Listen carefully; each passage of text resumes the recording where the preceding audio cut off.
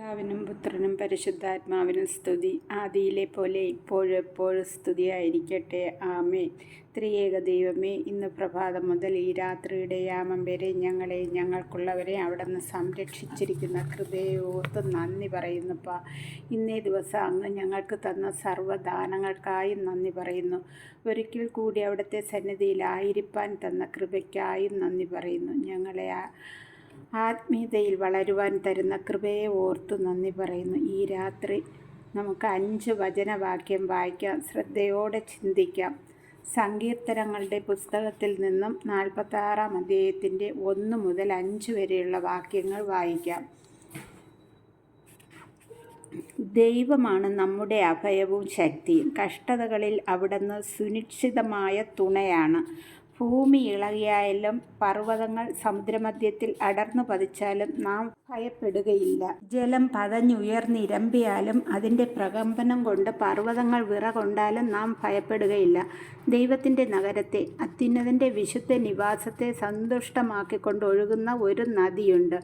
ആ നഗരത്തിൽ ദൈവം വസിക്കുന്നു, അതിന് ഇളക്കം തട്ടുകയില്ല. അതിരാവിലെ ദൈവം അതിനെ സഹായിക്കും. ആമേൻ.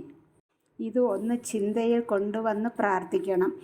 കർത്താവെ, ഞങ്ങൾ ഉറങ്ങുമ്പോൾ അവിടുത്തെ ദൂതഗണങ്ങളെ കൊണ്ട് കോട്ട കെട്ടണം. ഒരു ദുർസ്വപ്നം കാണാൻ ഇടവരാതെ വണ്ണം കാക്കണമേ. ഒരു അന്ധകാര ശക്തികളോ കവർച്ചക്കാരോ വിഷജന്തുക്കളോ പ്രാണികളോ ഞങ്ങളെ ഉപദ്രവിപ്പാൻ ഇടയാക്കാതെ വണ്ണം അവിടുന്ന് കാത്തുകൊള്ളണമേ.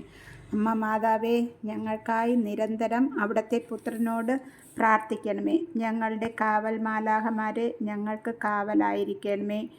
ആമേൻ.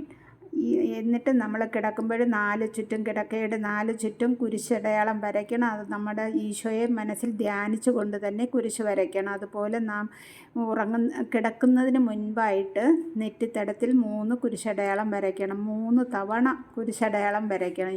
ഓരോ കുരിശ് വരയ്ക്കുമ്പോഴും യൂദന്മാരുടെ രാജാവായ നസ്രയേൽക്കാരനായ ഈശോയെ, ഞങ്ങളെ പെട്ടെന്നുള്ള മരണത്തിൽ നിന്നും ഞങ്ങളെ കാത്തുകൊള്ളണമേ എന്ന പ്രാർത്ഥന നമ്മൾ ചൊല്ലണം. അതുപോലെ നാം എഴുതിച്ച് കിടക്കയിലിരുന്നു കൊണ്ട് തന്നെ ഈശോയെ ധ്യാനിച്ചിട്ട് കുരിശടയാളം വരച്ച് ഇതുപോലെ യൂദന്മാരുടെ രാജാവായ നസ്രയേൽക്കാരനായ ഈശോയെ, പെട്ടെന്നുള്ള മരണത്തിൽ നിന്ന് ഞങ്ങളെ കാത്തുകൊള്ളണം. ഇന്നത്തെ ദിവസം ഞങ്ങൾ അങ്ങേയ്ക്കായി സമർപ്പിക്കുന്നു.